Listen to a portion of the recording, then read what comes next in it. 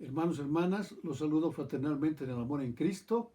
Les habla el hermano Humberto Fernández para compartir con ustedes la palabra del Señor.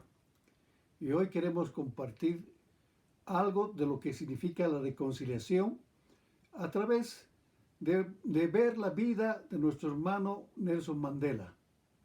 Nelson Mandela fue un hermano cristiano metodista que gobernó Sudáfrica durante 1994 hasta 1999.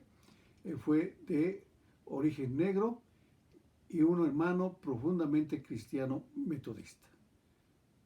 Pero, ¿qué hizo Nelson Mandela en su vida?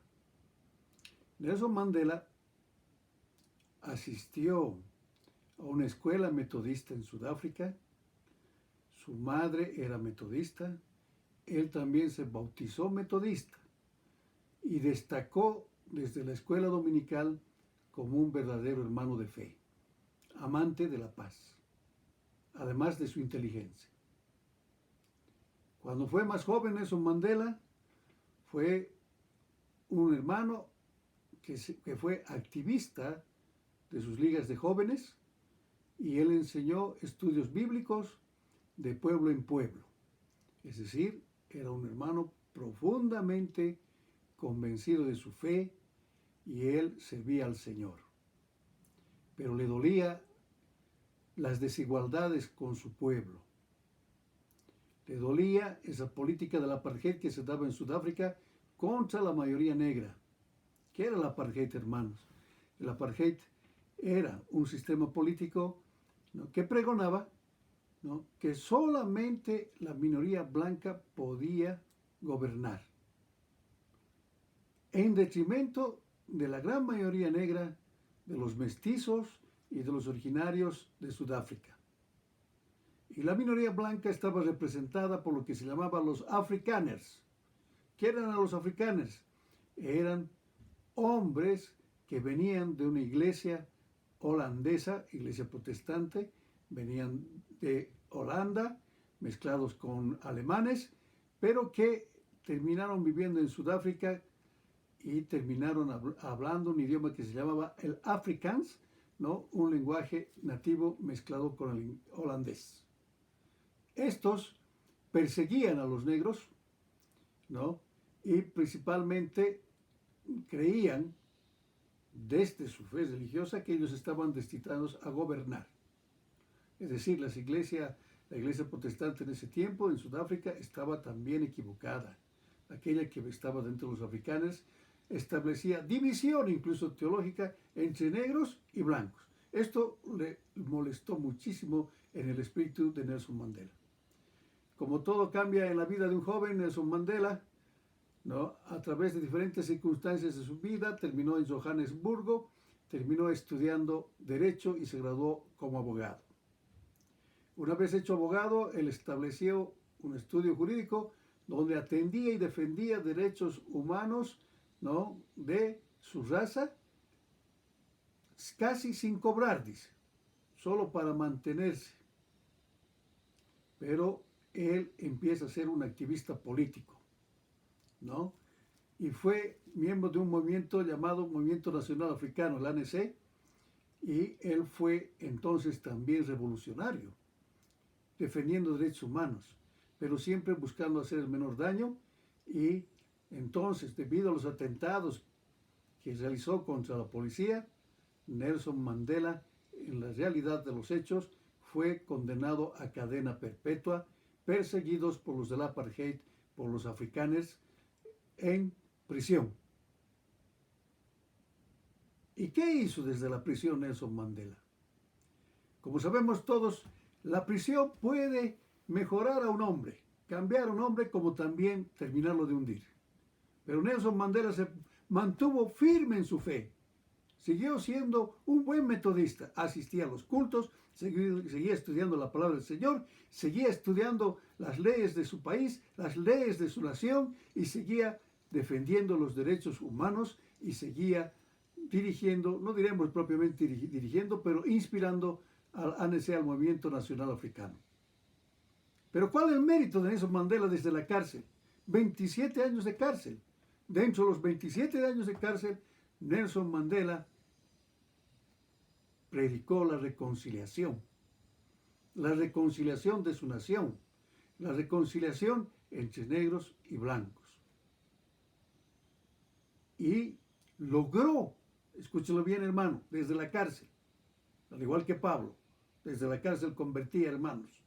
Desde la cárcel, Nelson Mandela logró que todo el mundo occidental lo apoyara y pidiera su libertad.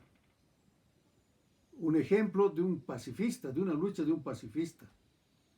Recordemos que tenemos otro pacifista como Gandhi que fue perseguido, pero no encarcelado 27 años como Mandela. Y que Mandela dentro de la cárcel brilló con la luz del Espíritu Santo. Entonces logró su libertad después de 27 años de cárcel por la presión de Occidente. Y volvió a la carrera política. Y ganó las elecciones. Pero ganó las elecciones por el voto de negros y de blancos. Y fue el primer presidente negro de su nación gobernando 1994 a 1999. Pero ¿con quiénes gobernó Nelson Mandela en su acto de reconciliación? Gobernó con aquellos que lo habían perseguido. Gobernó con un señor que se llamaba Frederick de Klerk, que fue el anterior presidente sudafricano que persiguió a Nelson Mandela, que lo encarceló a Nelson Mandela, que le dio la libertad a Nelson Mandela, pero estos hombres que se presentaban Frederick de Klerk también eran cristianos, venían de una iglesia protestante. Y dos hombres cristianos de diferentes visiones logran la reconciliación y logran pacificar su país y logran prosperar su país. Pero ¿quién es el artífice? Pues el Señor, Dios, a través de un hombre de fe, un hombre pacifista como Nelson Mandela, un hermano metodista, un hermano cristiano metodista, profundamente hombre de fe. Porque de Nelson Mandela nos hablan muchas historias, muchos relatos, pero no nos hablan de la fe de Nelson Mandela. Y debemos destacar esto, hermanos, porque un solo hombre logra una nación tan próspera. Escúchalo, hermanos. Sudáfrica está entre los primeros países del África y su ingreso per cápita está sobre los $10,000. Sobre los $10,000. Es decir, una nación muy próspera, industrializada, ¿no? Pero no podemos decir que en Sudáfrica hoy en día no existe todavía el racismo. Tampoco podemos decir que en Sudáfrica no existe la pobreza. Todavía existe la pobreza. Pero Nelson Mandela también recibió un nombre, ¿no? A través que lo ensalzó mucho, que fue el nombre de Madiba, ¿no? Sus hermanos de raza lo llamaban cariñosamente Madiba, porque fue nombrado por su consejo de ancianos de su tribu como tal, en mérito a su obra. El hermano Nelson Mandela recibió el Premio Nobel de la Paz, recibió también un premio internacional metodista por la paz, fue reconocido inclusive por el premio Lenin. Es decir, Nelson Mandela fue reconocido, ¿no?, por diferentes visiones políticas como un hombre pacifista y un hombre que logró la reconciliación. Esto, hermanos, los debe llevar a una profunda reflexión que un hermano metodista, ¿no?, logra la reconciliación de una nación dentro de una cárcel, ¿no? Y entonces por eso queremos compartir la palabra del Señor en 2 Corintios capítulo 5 versículos 17 al 20. ¿Qué dice la palabra del Señor? La palabra del Señor dice así: de modo que si alguno está en Cristo, nueva criatura es. Las cosas viejas pasaron, he aquí todas son hechas nuevas. Y todo esto proviene de Dios, que nos reconcilió consigo mismo por Cristo y nos dio el ministerio de reconciliación. Que Dios estaba en Cristo reconciliando consigo al mundo, no tomándoles en cuenta a los hombres sus pecados, y nos encargó a nosotros la palabra de la reconciliación. Así que somos embajadores en nombre de Cristo, como si Dios rogase por medio de nosotros. Os rogamos en nombre de Cristo, reconciliaos con Dios. Amén. Pablo, en este mensaje escrito a Corintios, les dice: les ruego, os ruego, reconcíliense con Dios. Sus palabras son muy actuales. ¿no? Esa reconciliación, que como palabra viene del griego katallazos, que quiere decir cambiar, canjear, principalmente dinero, la reconciliación, que después se llamó reconciliación, la reconciliación quiere decir un cambio en nosotros, un cambio que nos lleva a vivir en paz con el otro. Y en este caso la palabra del Señor nos dice que Dios buscó al hombre para reconciliarlo con Él a través de nuestro Señor Jesucristo. Y Pablo nos dice que nosotros los cristianos somos los que tenemos que llevar el ministerio de la reconciliación. Por eso, hermanos, hoy en que estamos enfrentados como nación, tan divididos, tanto resentimiento, tanto rencor, no solo en nuestro país, sino en todo el mundo, en toda la humanidad. Hay una lucha. Se ve que ahora ya es una lucha entre los oprimidos y los opresores, una lucha, ¿no?, entre el bien y el mal. Entonces, ahora es cuando más los cristianos debemos sembrar la reconciliación. Esa reconciliación que viene, ¿no?, después del arrepentimiento, el perdón dado o el perdón recibido, viene la reconciliación. Hermano, hermana, es tan importante en la vida de nosotros la reconciliación, tan importante, escuche esto. Si nosotros vivimos con resentimientos, con rencores, dice la ciencia que nosotros tenemos enfermedades terminales, que el cáncer en un 90% es resultado de los resentimientos que llevamos dentro. Y la palabra del Señor dice, amarás a tu prójimo como a uno mismo. Entonces, nosotros también tenemos que reconciliarnos con nosotros mismos y con Dios. Porque no podemos vivir con un espíritu que esté odiando, rencor, resentimientos o mintiendo. Y entonces, ¿qué sucede? No comemos en paz, no dormimos en paz. Y esa no es la vida de un cristiano. La vida de un cristiano, hoy más que nunca, porque escúchelo, hermano, estamos ante los signos de los últimos tiempos. No estamos diciendo que ha llegado el final, estamos diciendo que estamos ante los signos de los últimos tiempos que nos ha señalado nuestro Señor Jesucristo, como es la pandemia. Vendrán muchas pandemias, dice nuestro Señor Jesucristo, ¿no? Entonces, como estamos ante este signo, hermano, aún tienes tiempo. ¿Tiene usted tiempo, hermano, hermana? Aún tiene tiempo usted de reconciliarse con Dios, con su prójimo, con usted mismo, reconciliarse con todo lo que es la creación de Dios. No podemos vivir enfrentados entre familias, enfrentados entre esposos, enfrentados entre hermanos, cualquiera sea el origen. Debemos aprender a arrepentirnos, a pedir perdón, a dar el perdón.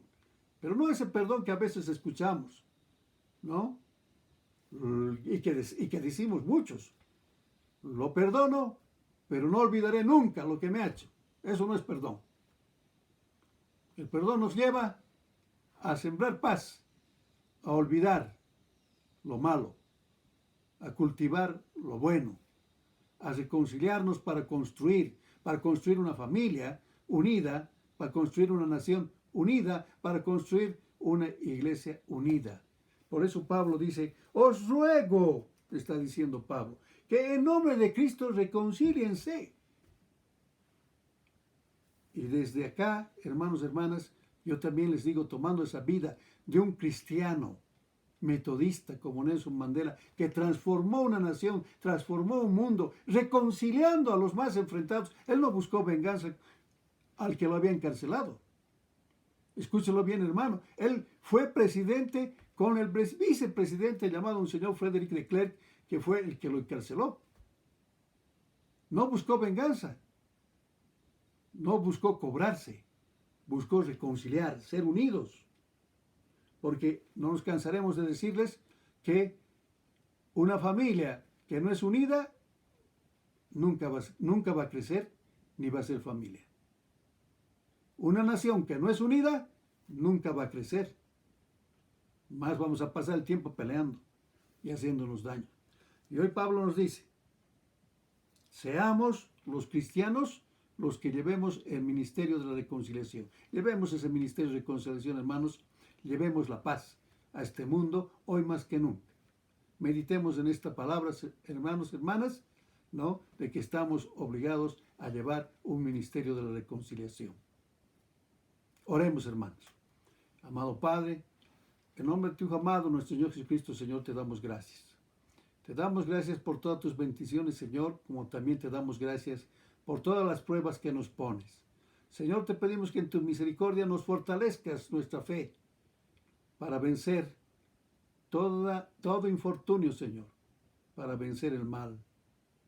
Señor, te pedimos también que bendigas a esta humanidad, que bendigas a nuestra patria Bolivia, para que la apartes de esta pandemia y para que los bolivianos podamos vivir en paz y en amor, en el amor de Cristo. También te pedimos, Señor, que en tu misericordia otorgues la sanidad a todos aquellos hermanos y hermanas que hoy están enfermos. Que otorgues el consuelo a cada familia que ha perdido un ser querido, que le des fortaleza. Que protejas a sus médicos, enfermeras, a sus policías o a ese ejército que está cuidando las calles, que los protejas de la enfermedad. Señor, también te pedimos que bendigas las decisiones de nuestras autoridades de nuestra iglesia, de las autoridades políticas, para que sus decisiones sean bendecidas y sean para el bien del pueblo y sean prosperadas. Una vez más, Señor, te damos gracias en nombre de nuestro Señor Jesucristo. Te lo pedimos en nombre de Él. Amén. Que el Señor los bendiga, queridos hermanos y hermanas. Amén.